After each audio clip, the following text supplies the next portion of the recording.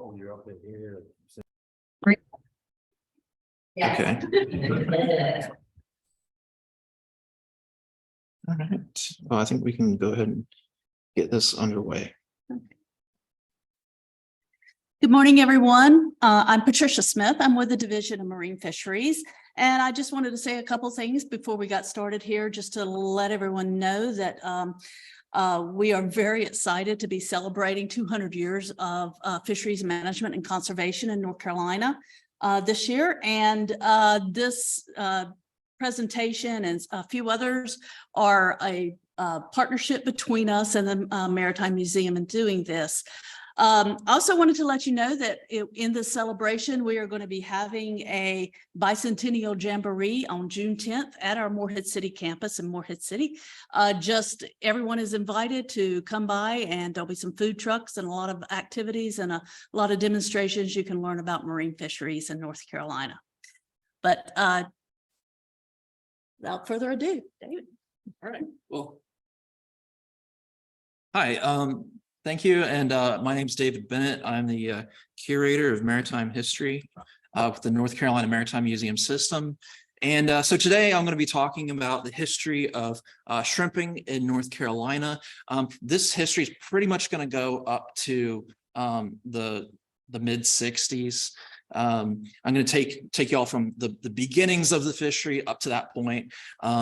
Just that point in itself, there's a lot of information, a lot of ground to cover, and it's still a topic that I'm continuing to explore and expand upon. But before we kind of get it much deeper into this, I'd really like to just give a quick shout out to H2O Captain Eco Tour for sponsoring the live stream for this, so people who are logged in online can enjoy this as well. All right, so the very earliest history of shrimping in North Carolina comes up in the sort of lower Cape Fear region, New Hanover County, Brunswick County, that area. So the earliest sort of mentions that we have of shrimp nets in North Carolina pop up in the 1830s. They're very few, far between. Don't see a whole lot of action really in terms of shrimp nets. But after the Civil War, we start to see the rise of a commercial fishery with shrimp in this region. Wilmington, they're selling and taxing salted and pickled shrimp in the marketplace. And by 1872, that market is expanding out into neighboring communities, places like Southport, Charlotte, etc. And then the fishermen during this period are primarily using cast nets, skim nets, and hull seines with really fine meshes to capture these shrimp. But there's all these problems that are really sort of hindering the fishery from taking off. There's not a whole lot of refrigeration. Ice isn't terribly available during this period. There are some ice plants in Wilmington, but there's a bit of a distance between the ice plants and the coast where things are being caught. Transportation isn't really sophisticated at the time. Roads are somewhat limited. Rail transportation for shrimp is also limited. But more than anything, most North Carolinians and most Americans at the time aren't terribly familiar with shrimp. They see it as being sort of a bug, a nuisance, something that fouls up their nets and tears their nets up, something that there isn't really any sort of inherent commercial value in. Also, as I mentioned, there's this gear that they're using that it's not terribly efficient. With skim nets, cast nets, these fine meshed hull seines, it's sort of a static fishery.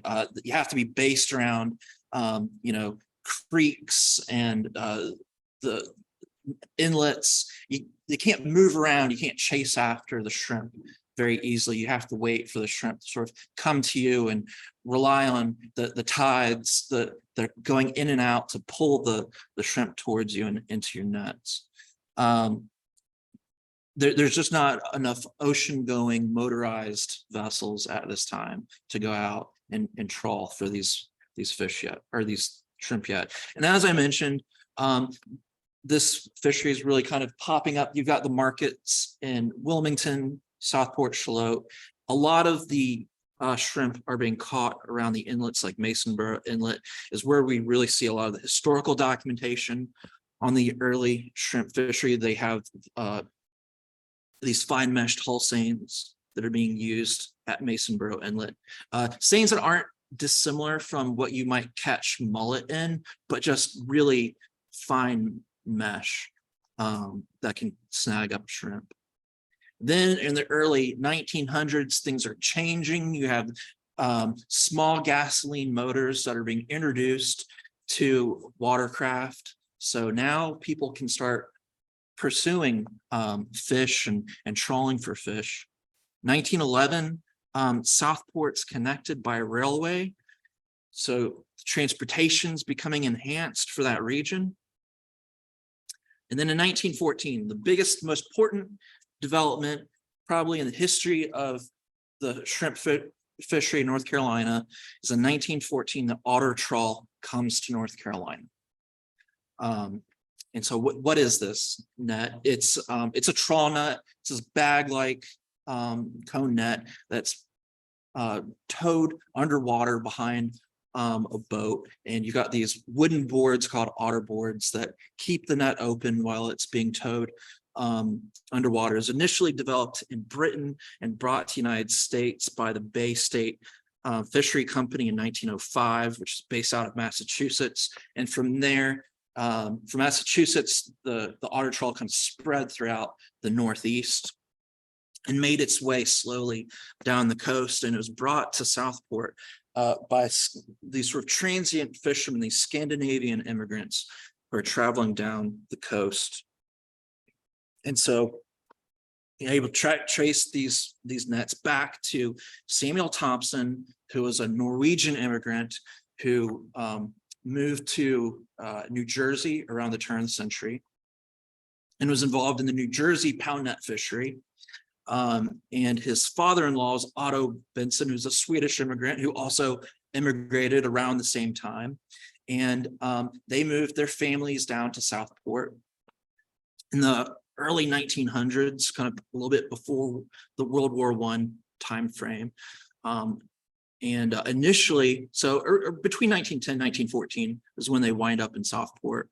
And they start off gill netting for American shad around the Cape Fear River and then all the way down to Georgetown, South Carolina. And it's around 1914 that they introduced the otter trawl, which they probably would have come in contact with when they were living up in the Northeast. And so this is one of the earliest references probably made to an otter trawl. It's in the Wilmington Dispatch. A new industry for Southport is shrimp catching. The shrimp are caught out of the ocean. 2 local fishermen have perfected a net with which are able to catch 15 or 20 bushels a day. And then there's more stories that come out that mention Thompson and Benson, but they also mention Johannes Matson and Chris Danielson, who are also other Scandinavian fishermen who wound up in Southport as well, who've engaged in this. The fall of 1914, shrimp is going for $1.10, $1.35 a bushel, which is between $30 and $36 around today's money. And the boats are making about $20 a day, which is quite good for that time. And surprisingly, what they're using, the watercraft they're using, are Seabright skiffs, and which is probably foreign to most people in North Carolina. Seabright skiffs were developed in Seabright, New Jersey, and they were used in the pound net fishery of New Jersey. And these vessels most likely were introduced to the Southport area by these Scandinavian immigrants who traveled down from New Jersey. And there's 2 variations on the Seabright skiff. There's a sailing one, but there's also a larger motorized one. And they're more than likely using this larger motorized one to tow these otter trawls. And then shortly after the otter trawls introduced to Southport gets its first shrimp cannery. Dozier and St. George shrimp cannery built in 1915, started out with 100 workers, 10,000, 12,000 cans a day. And by the following year, they've increased to 150 employees, and they start bringing shrimp up by train from Florida and Georgia to can as well. That same year, 1915, Shallotte gets its first shrimp cannery as well. F.S. Webster from Massachusetts establishes it. And then shrimp trawling comes under regulation in 1915 as well in the counties of Brunswick, New Hanover, and Pender. So otter trawl is only around for 2 years or less, and there's already a debate that rises up in this area about bycatch, particularly in regard to the mullet fishery. The mullet fishermen during this time period are seeing a decline, or what they perceive to be a decline in the mullet fishery, and they blamed shrimping on it. And they decided that there's too many seines. But what it seems that they've really had a problem with wasn't so much the otter trawl, but it was these seines that were at the inlets. Those fine mesh seines that I talked about early on that were catching shrimp, that they're catching too many small mullet. Also, another big problem during this time period was the menhaden industry using purse seines to go out and catch food fish. So that's also a problem that was also a problem for the mullet fishery as well. It just wasn't shrimping. But that debate kind of died out. Then Samuel Thompson, he died in 1916 at the age of 36. And there's an obituary that makes it very clear that he was the man responsible for the otter trawl in North Carolina. That same year, shrimping kind of goes into a slump, and you see for the first time in North Carolina shrimp fishermen migrating south to St. Mary's, Georgia, and Fernandina Beach, Florida. And Fernandina Beach, St. Mary's, Georgia, this is where the modern American sort of shrimp fishery developed. So this is what it looks like. Fernandina Beach and St. Mary's, Georgia, they're right on the borders of Florida and Georgia, and they're separated by the St. Mary River. And Southport and North Carolina in particular have a really strong ties to Fernandina, Florida, as well as other places south of us when it comes to the shrimp fishery. But anyways, from 1917 to 1928, there's rapid expansion within the industry. There's more canneries, more pack houses for shrimp opening up in the Southport area. Florida fishermen are coming into Southport to shrimp and to establish their own fresh seafood companies there as well, and pack houses. And there's over 100 boats that are operating out of Southport at this time. And just hundreds and hundreds of jobs are opening up within the seafood industry.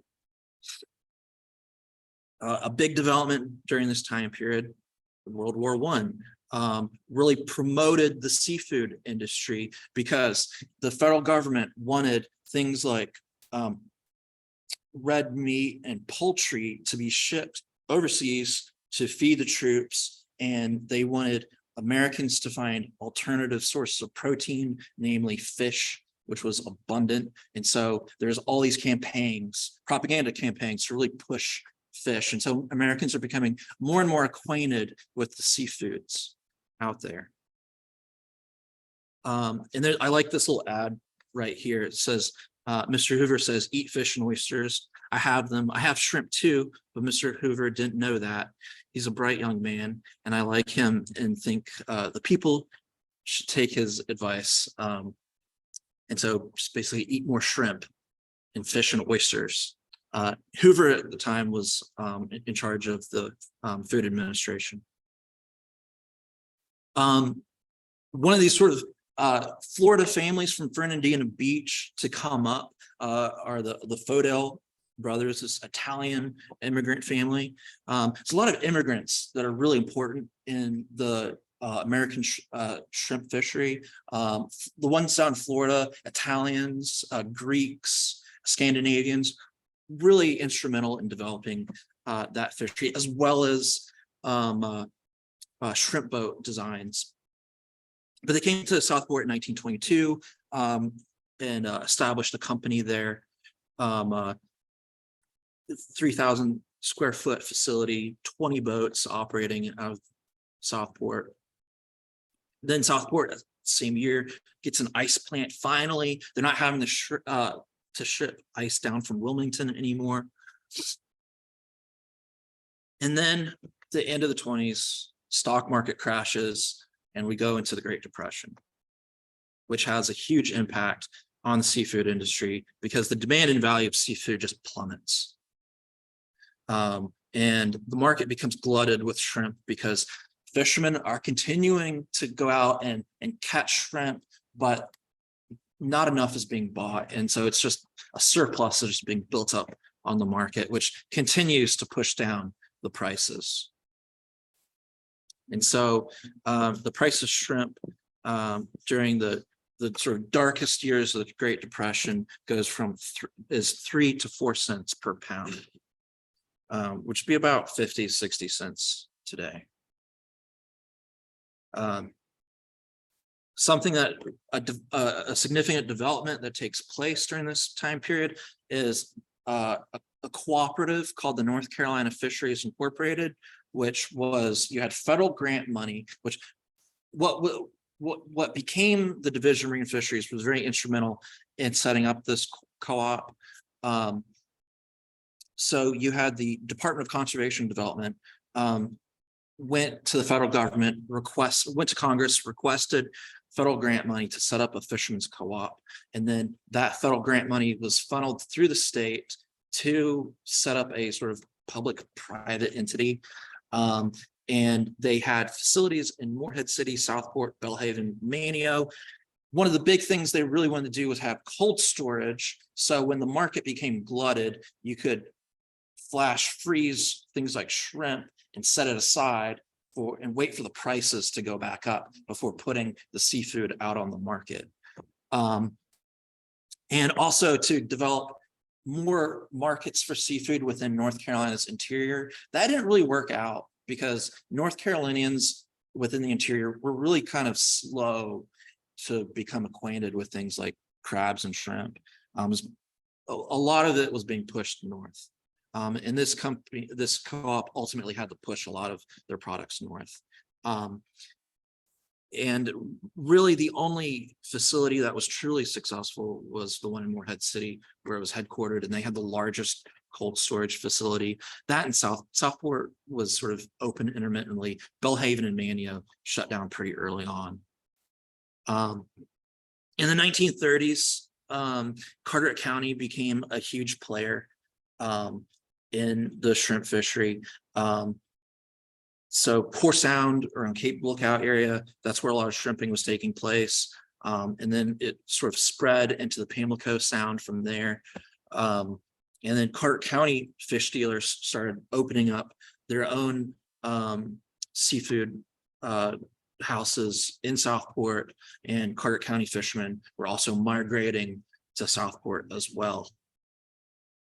And the hurricane of 1933 was really instrumental in Carteret County coming into the shrimp industry, because what it did was it opened up Barden Inlet. Let me get this laser pointer. So right here, you got Barden Inlet, which prior to 1933 did not exist. It was a hurricane that blew that out, and just allowed more water to flow in and out of Core Sound. There's a lot more shrimp activity rose after that. And also channel netting really developed right after that time period. And channel netting is unique to Carteret County. You don't really see it anywhere else. In North Carolina, it's basically, it's kind of like having an otter trawl that's staked to the bottom, and it's usually typically close to inlets, and relying on tidal flow to pull the shrimp into these nets. And they're typically kind of fished from small flat bottom skiffs. Also in the 30s, the Core Sounders developed, which is a really important boat because it's so versatile. The fishermen could have it, rigged for sink netting, or they could switch out the rig to dredge for crabs and oysters, or they could rig it for hulling otter trawls and shrimping. And during the 30s, you had 150, 200 boats operating out of Southport. A lot of these are Core Sounders, and most of the photos that you see of Southport during this time period is just waterfront areas just packed with Core Sounders. So the fresh seafood dealers of the 1930s in Southport were J. Arnold's, Louis J. Hardy, the Hardy family came up from Fernandina Beach, Florida. Ben Gray, who's actually from Morehead City or Beaufort. S.I. Burris, the Wells brothers, Fodell brothers. And they all had quite a few boats with their companies. Louis J. Hardy, as I mentioned, he's from Fernandina Beach, Florida. He moved to Southport in 1934.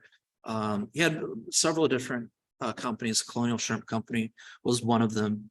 And he eventually moved his shrimp fleet temporarily to Louisiana in 1938. But on the latter part of the 30s, you start to see the price of shrimp come up. But then there's an otter trawl controversy that arises in Carteret County. 1936 was a pretty bad year for landings in Carteret County. There was a lot of out-of-state trawlers that were coming in and competing with local fishermen. And some of these trawlers were from up north, and they weren't really going after shrimp, but they're using otter trawls to go after fish. And they're coming in pretty close to Cape Lookout and competing with a lot of the finfish fishermen in that area. And so a lot of Carteret County fishermen were calling for bans on the otter trawl. And they saw a prohibition of it around Cape Lookout, which did happen, but there wasn't much law enforcement because there wasn't a whole lot of money flowing in to the state during the 30s to really enforce the laws. With the economic crisis. I haven't talked a whole lot about shrimp processing, but basically the process of it is, the boats come in, they bring in the shrimp and they're put in the baskets. The baskets are weighed and then they're dumped out. You have workers that are heading the shrimp and putting the shrimp then into these galvanized buckets. And the shrimp are inspected for quality and weight, and then once they filled up in these buckets, they're given a nickel in return. Then the shrimp are washed and graded, deveined, and they're boxed up with ice and shipped off.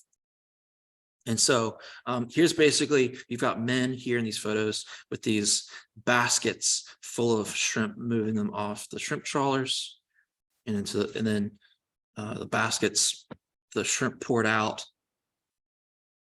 And then these women heading the shrimp at their workstations. And then them filling up the buckets with the headed shrimp. And during this period, a good shrimp picker could make $2 in just a few hours, which was considered to be pretty good money at the time. You got this guy with a bunch of nickels that he's paying out, and then they're packing these shrimp to boxes with ice. And so the price then again in the late 30s fell, dropped a little bit. down to 6 cents per pound, which was really demoralizing for the shrimp fishermen. And the fishermen in Southport went on strike, and they didn't feel like they were being properly compensated by the seafood dealers.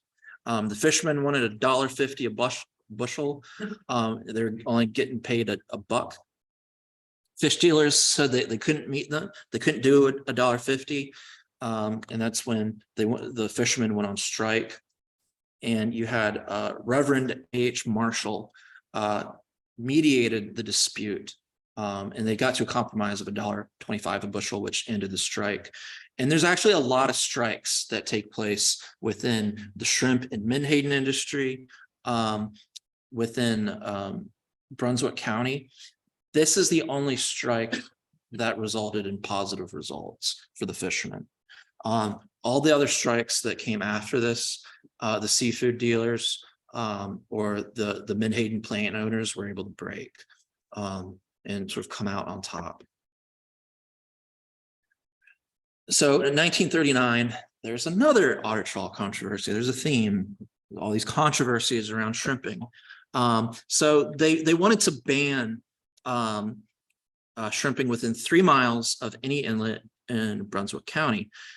There are fewer inlets in Brunswick County today than there are 7.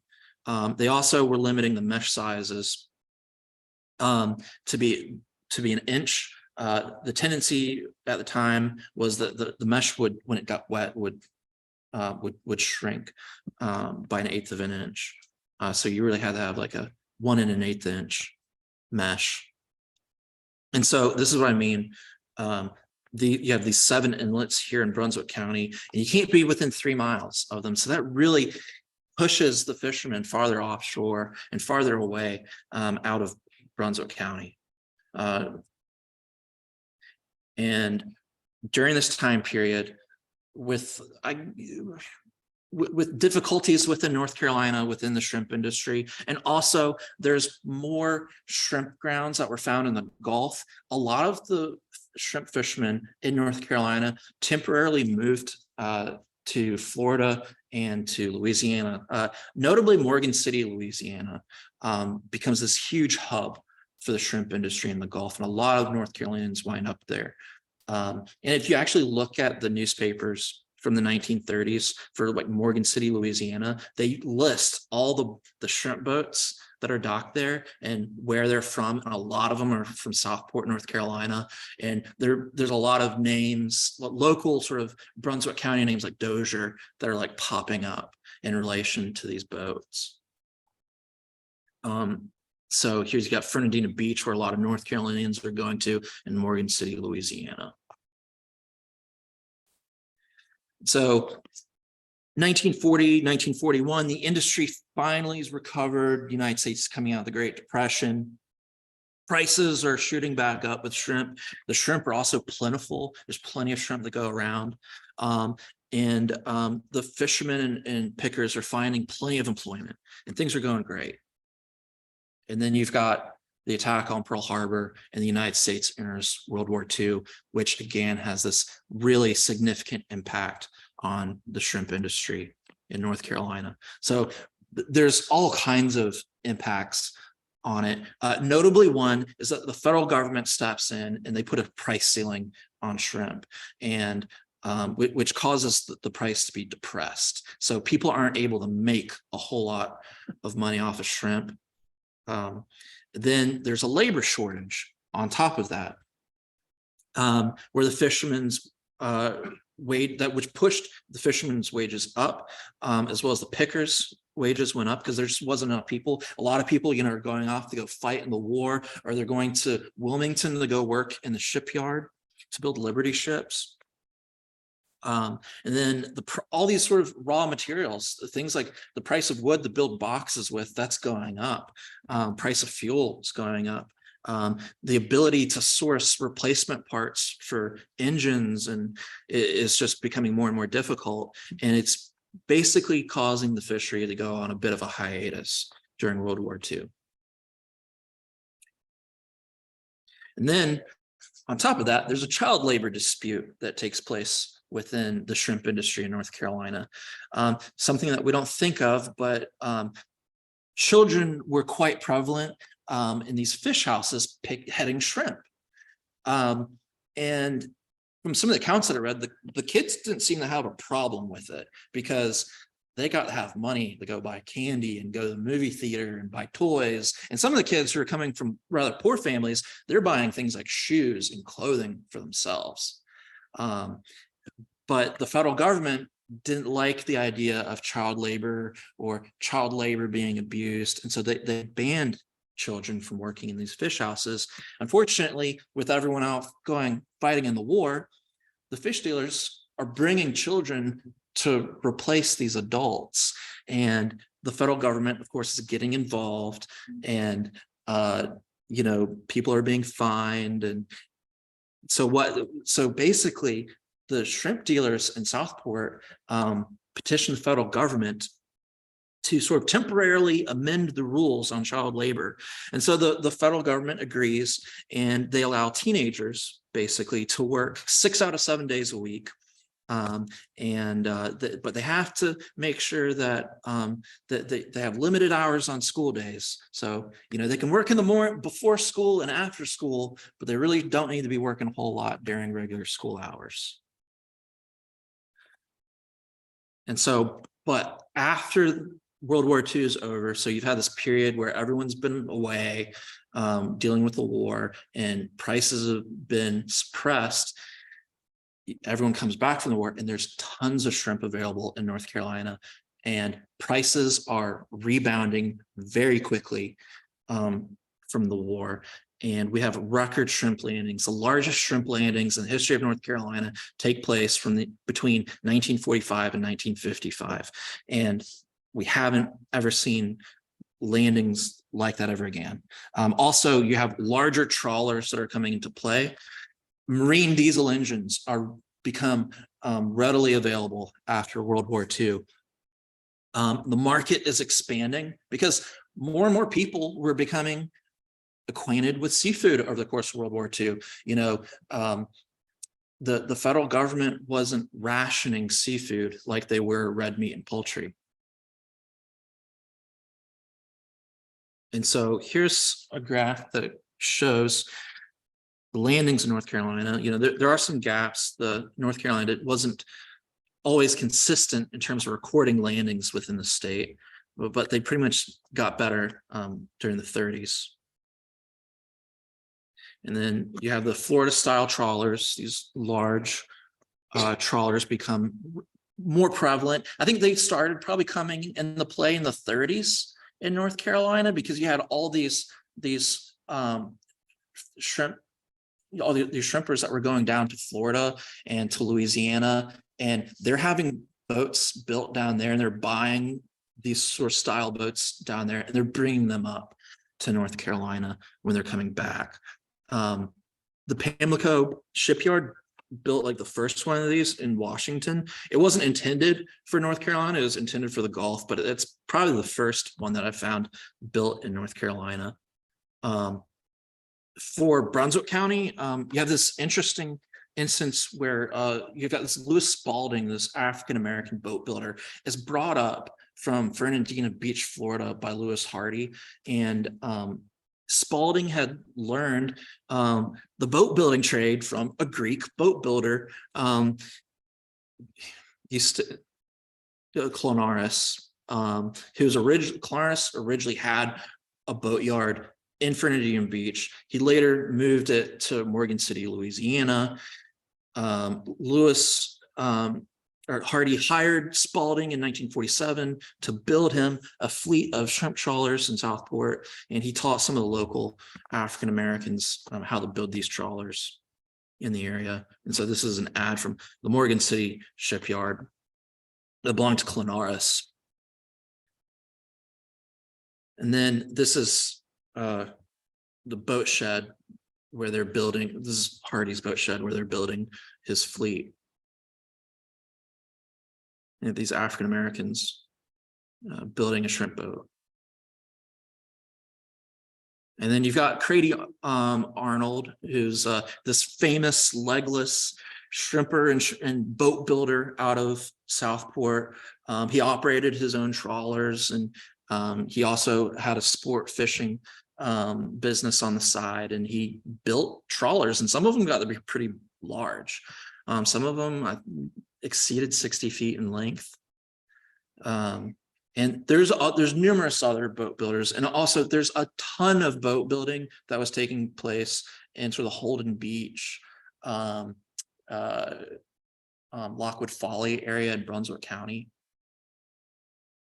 And then there's trawler construction became quite large in Carteret County, and kind of the heart of the trawler industry actually was here in Carteret County. You had the Morehead City Shipbuilding Corporation, just where the yacht base in Morehead City is. The Willis Brothers of Williston, Gillikin Brothers of Harker's Island, Rose Brothers of Harker's Island, and M.W. Willis and Son around Marshallburg. And then the Pamlico Sound experienced its shrimp boom in 1948, had over 500 shrimp boats operating in the Pamlico.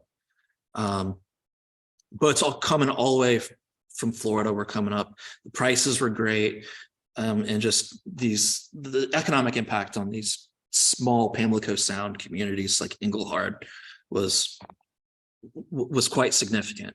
It saw economic expansion. You also see Carteret County overtaking Brunswick County in shrimp landings. That started in the late 30s and really took off after World War II and sort of continued on. And I guess that can be sort of explained by the fact that Carteret County has access not only to the Atlantic Ocean, but Bogue Sound, Core Sound, Pamlico Sound, a lot of rich shrimping grounds. Also, you have North Carolinians start moving down en masse to Florida because they have these larger trawlers that can just go farther and farther. Dry Tortugas becomes a very profitable shrimping ground. And this is where the dry Tortugas are, and people from North Carolina are headed all the way down there. And people actually from all over the Gulf are just descending on these islands and just going after shrimp. And then 1951, nighttime trawling opens up in the Pamlico Sound because there's a specific species of shrimp that only becomes active at night. And in order for there to be large commercial landings, the state of North Carolina allowed nighttime trawling, which just continued to boost the shrimp industry in North Carolina. Then I mentioned union or organized labor earlier, 1951. Brunswick and Pamlico counties, you see organized labor and strikes happen again, particularly in Southport. There's a strike. Dealers again accused of underpaying fishermen, and 200 shrimp trawlers are tied up and no one's going out. And the International Longshoremen's Association gets involved and mediates the dispute. There's price fixing in Pamlico County is alleged as well, which is investigated by state and federal law enforcement.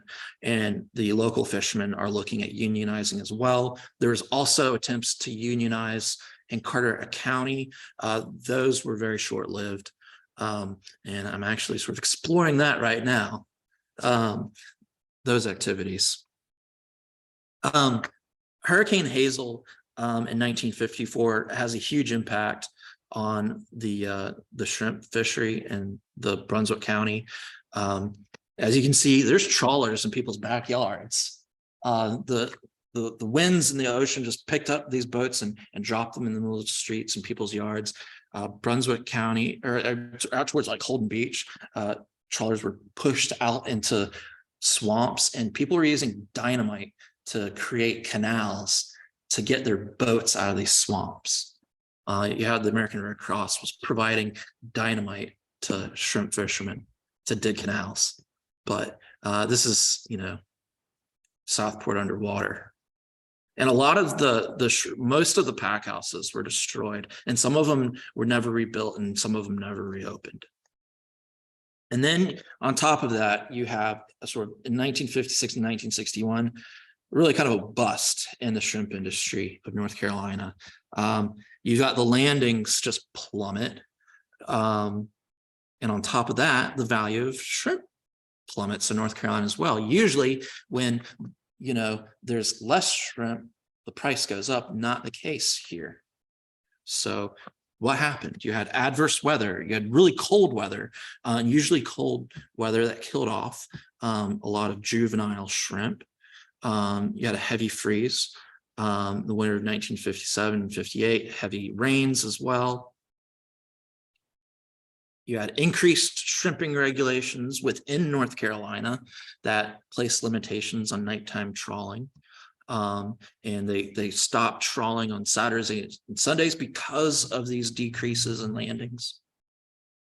Then Florida started placing restrictions on out-of-state trawlers, and the North Carolinians who were violated those wound up being arrested and thrown in jail.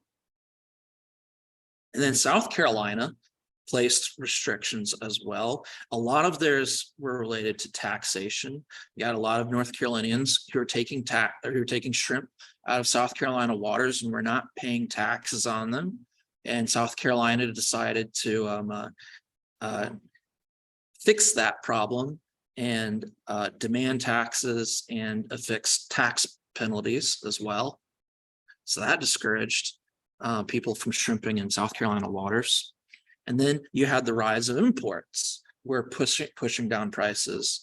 In 1950, you only had 18 countries importing shrimp into the United States. A decade later, you had 51 countries importing shrimp into the United States. Also, frozen shrimp becomes very popular.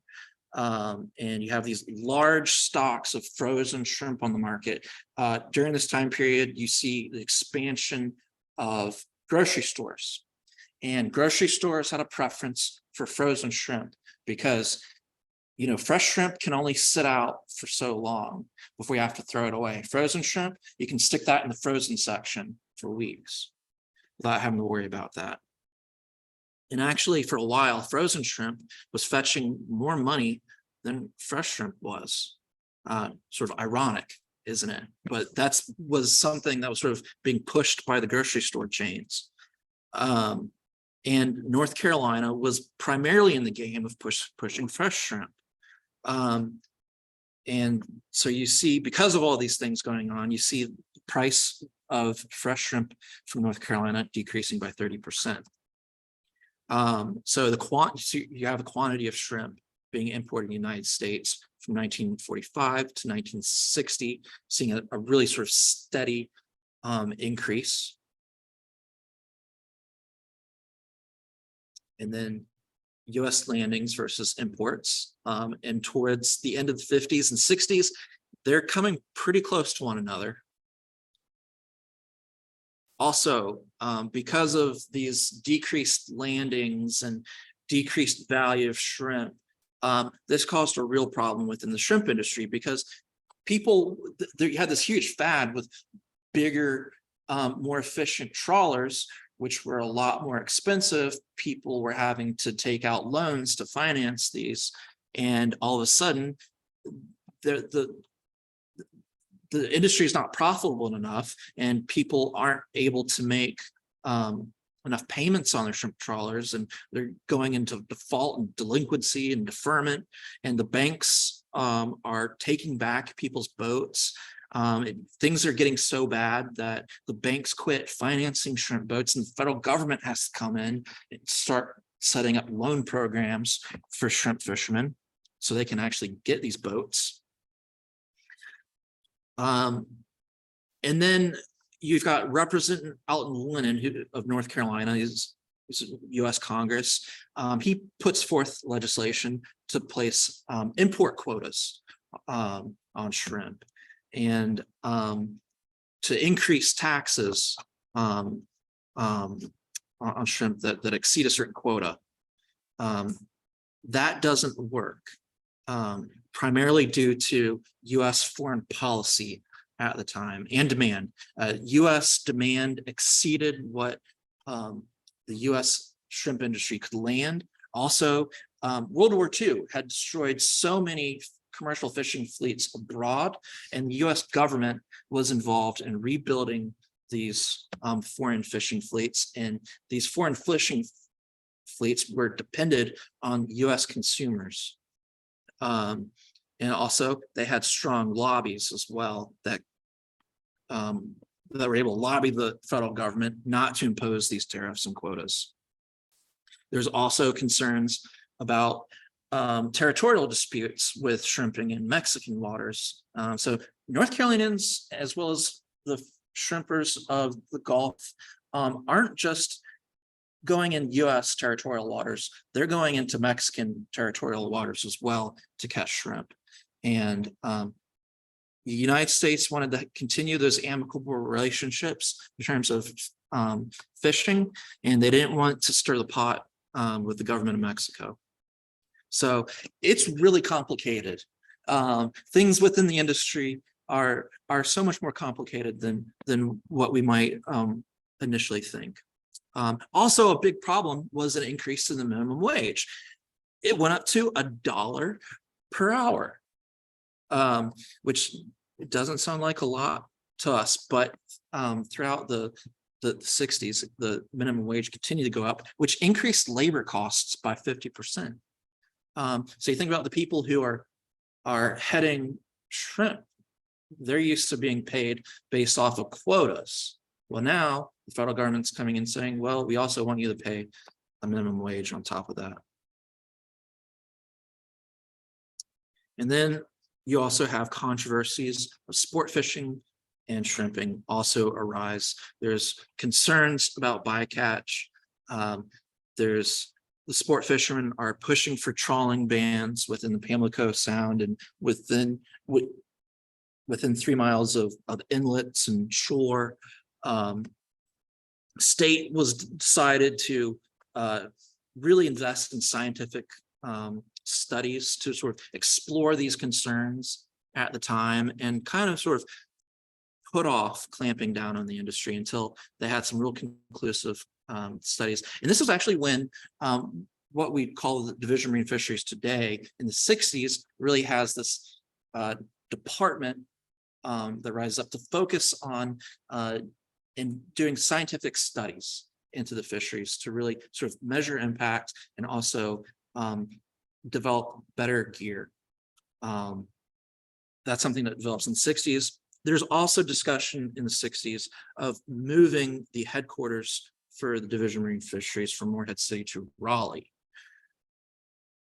And that's over politics. So it was believed that the commercial fishermen on the coast had too much influence over the division at the time. Of course, that never happened. And so this is sort of where I'm going to end things here. This is where sort of I've left off with my research, but I can show you the landings up through 1972 is really where a lot of my research has kind of ended. But I'm still sort of expanding on that. I'm learning more, but you know, the landings really peaked late 40s, early 50s, and really just went down from there.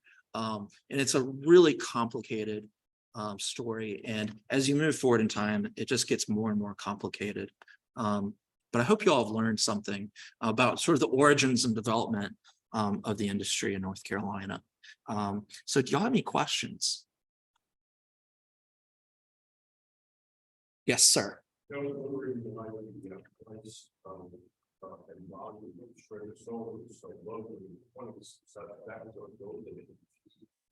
in the north, the people who live in higher sort of probably enjoy going. And then moving on to the Great Depression, 3 or 4 cents a pound, because of the demise of the Great Dust Bowl. Think about it, because of the Pacific Railroad, where you established getting it out of Chicago, distributing cheap food for people who they government choice. Well, so, okay, so for the people who are logged in online, the question has to do with low price of shrimp in the 20s and 30s. The shrimp, when you during the 20s, when you adjust for inflation, isn't that low. It was pretty good for the time. The 20s, in terms of the economy, is a bit of a roller coaster. There's a lot of recessions, economic recessions that take place within the 1920s that most Americans don't even think about, because we're so hyper-focused on the Great Depression, but there's all these little kind of recessions that are taking place throughout the economy at the time. But I think the biggest problem during the 20s is that it's really a young fishery, and it's not really all that popular. The bulk of this stuff is being shipped to New York City, to the Fulton Fish Market, and it's going to sort of the more niche, sort of upscale restaurants. It doesn't have a mass market appeal yet. Grocery store chains don't really become a thing until really the 50s. And during the 20s and 30s, what you primarily have are small fish markets and sort of delicatessen sort of meat markets. And so the guy who's selling you cuts of pork and beef, he might also have a small fish section, but he's primarily going to be focusing on the more common fish products at the time, which are going to be things like cod or halibut. A lot of the southern fisheries don't have mass appeal throughout the United States. Like I said, they fill a more of a niche market in like New York, Boston, Philadelphia, Baltimore. And historically it's been that way.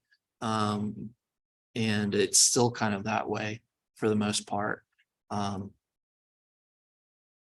You also have to keep in mind, as time progresses, that the bulk of the shrimp is produced by the United States, is coming out of the Gulf, and they have the more sophisticated, more developed sort of railroad ties to the Midwest, and so they're filling that market there.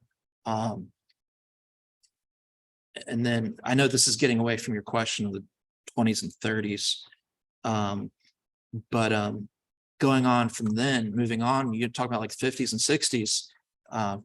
Like I mentioned in the talk, there's frozen shrimp becomes really popular, and also popcorn shrimp, and breaded shrimp become really popular. And the facility, the folks down the Gulf were way ahead of North Carolina, and they invested more within that infrastructure than North Carolinians did. And the marketing for the Gulf has been more sophisticated than North Carolina as well. North Carolina has always had a problem with marketing its seafood. It was a problem that they recognized in the 1930s. And with that North Carolina Fisheries Incorporated, that co-op that I mentioned, they tried to break into markets in the interior like Charlotte, Greensboro, Winston-Salem, and the shrimp was just so foreign to people at the time. They didn't know what to do with it. There wasn't a ton of cookbooks, and articles going around in North Carolina telling people what to do with it. So that's kind of why you had all these sort of why these things didn't take off as much. Like I said, it's also shrimp's a very delicate fish, crustacean, shellfish. It's you got to be careful how you pack it. It bruises very easily, it spoils very easily, and there's all these sort of developments that happen later on in terms of preservation of it. There's a lot more to it than what I've gone into with this presentation. And they're all kind of figuring this stuff out during this time period, but it's expensive. And that's why in the 30s, when people had less disposable income, they're not sinking it into things like seafood. Or at least they're not sinking it into the more sort of specialty seafoods. So, but I will say also that the North Carolina was experimenting with added value seafood. So things like processors were experimenting with doing things for like shrimp cocktails and these sort of different, having these sort of pre-made seafood meals. A lot of that takes place, that sort of initial experimentation is going on in the 30s to try and push those sales more. But yeah, they just didn't have a lot of success. Does that, I hope that answers, there's a lot. I hope that answers your question there. Is there any other questions? Yes, sir. So the question is for the people online, where was in Morehead City, where was the North Carolina Fisheries Co-op located? It was located in downtown Morehead City, you know, where like the waterfront area where all your restaurants are today. There's some photos. There's a few photos. I think it was kind of close to like where like the sanitary is located today, kind of up in that area a little bit. I have to go back and actually look at the deeds for the landmarks, you know, and the street names, but yeah, it's up in that area. That's where most of the seafood houses were in that, was in the waterfront area of Morehead. Any other questions? Is there any questions online? Okay. Well, if there's no more questions, I want to say thanks to everybody for showing up in person and for everyone who logged in online for this presentation. Really appreciate it. I hope you all have a great day.